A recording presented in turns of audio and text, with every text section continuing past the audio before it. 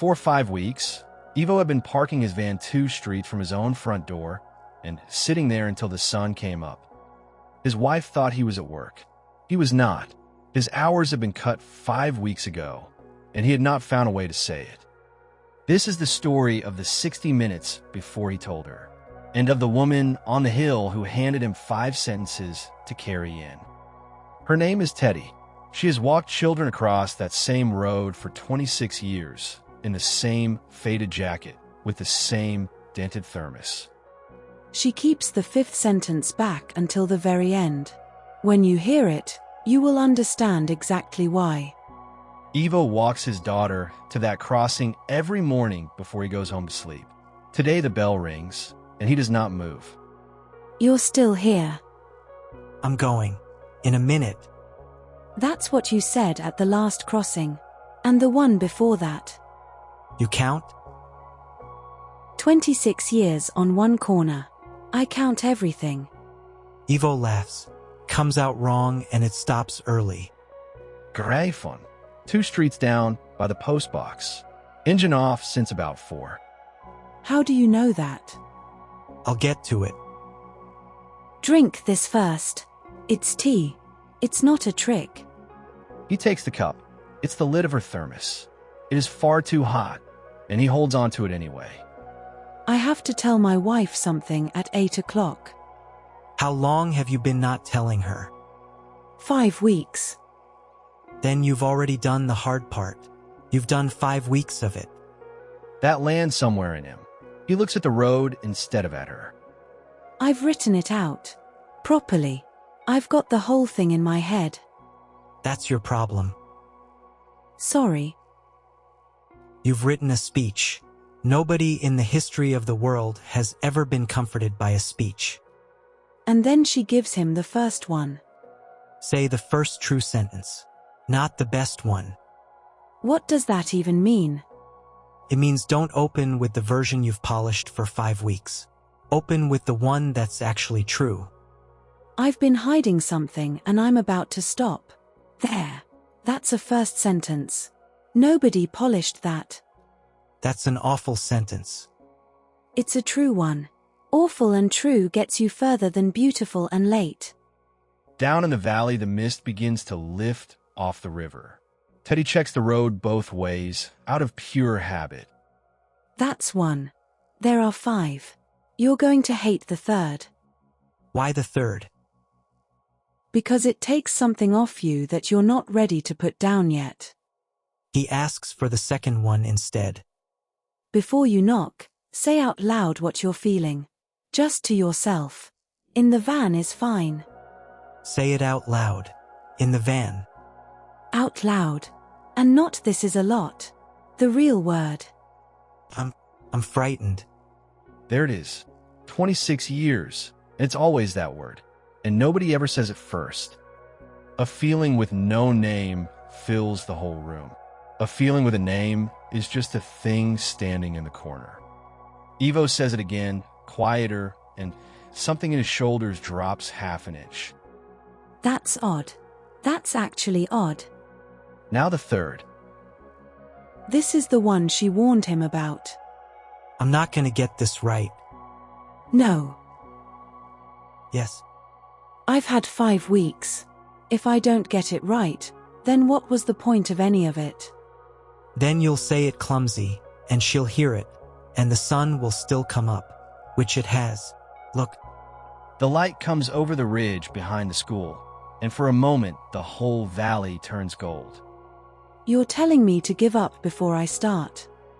I'm telling you to stop guarding a performance. You can't be honest and impressive at the same time. Pick one. Then Teddy does something Ivo has watched her do 100 mornings without ever once wondering why.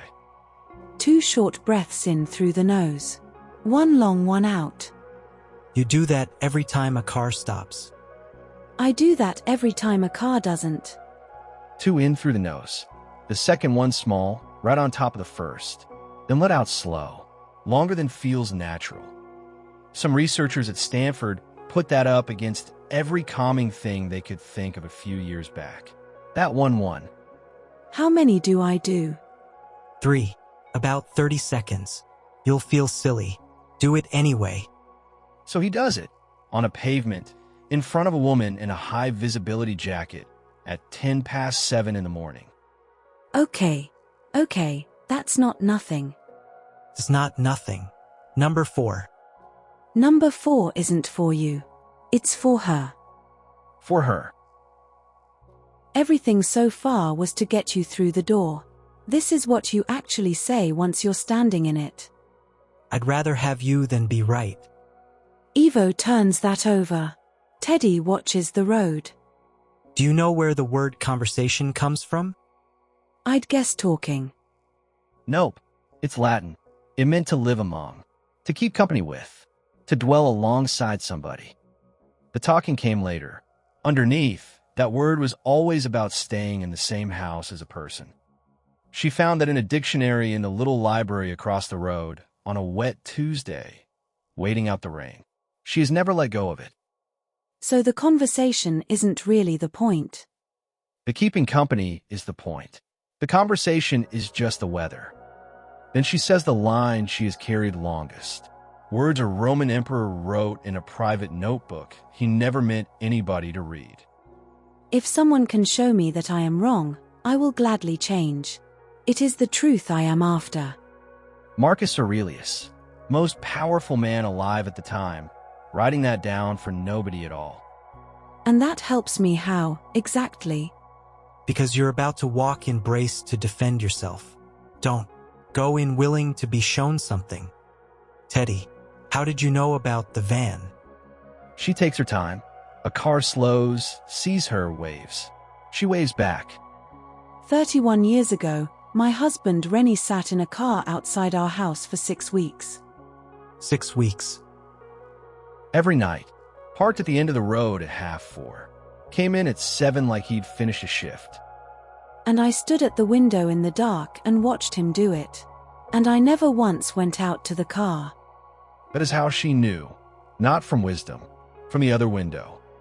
Why didn't you go out to him? Because I'd already decided what he was going to say, and I couldn't bear to hear it. So I let him sit there. 6 weeks, love. I did that. Ivo asked what it was. In the end, the enormous thing. He'd been let go from the works. That was all. That was the whole enormous thing. Teddy laughs then, and it's a real one. 31 years old, and still surprised at itself. So what did he say when he finally came in? And here it is, the 5th sentence, the one she has been holding back since the bell. He stood in the kitchen with his coat still on and said, I'm going to tell you something, and I need you to stay in the room. That's it? That's it. And it wasn't calming for him. It was calming for me. He gave me a job. All I had to do was stay. That is the thing Teddy learned. At a window, in the dark, at 28 years old. You've been hunting for words that make it easier for you. There aren't any. Give her the job instead. Ask her to stay in the room. Behind them, the second bell goes. The crossing is empty. The morning is fully up. 31 years. Are you still? Married? Yes. He's at home. He'll have burnt the toast. Ivo hands back the thermos lid. Teddy screws it on without looking at it. Go on. It's 5 to 8. First true sentence. Not the best one. Say the feeling out loud. In the van, nobody's listening. And I'm not going to get it right. No, love. You're not. Off you go. He walks down the hill. She lifts the sign for a child who isn't there yet, out of habit, and lowers it again. Ivo went home. He did not get it right. He got about 4 words in before it came apart. And it was clumsy, and it was true. Ivo went home. He did not get it right.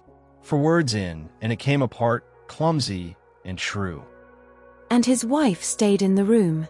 That was the only thing he had asked her for. It turned out to be everything. You have one of these coming. Maybe today. The message you keep opening and closing. So, 2 breaths in, 1 long breath out, 3 times. Say the real feeling out loud where nobody can hear it yet. Then go in with the first true sentence, not the best one, and hand them the only job that matters. Not agree. Stay. The next morning, Ivo left a second thermos on the wall by the crossing. He didn't say anything about it. Teddy still uses it.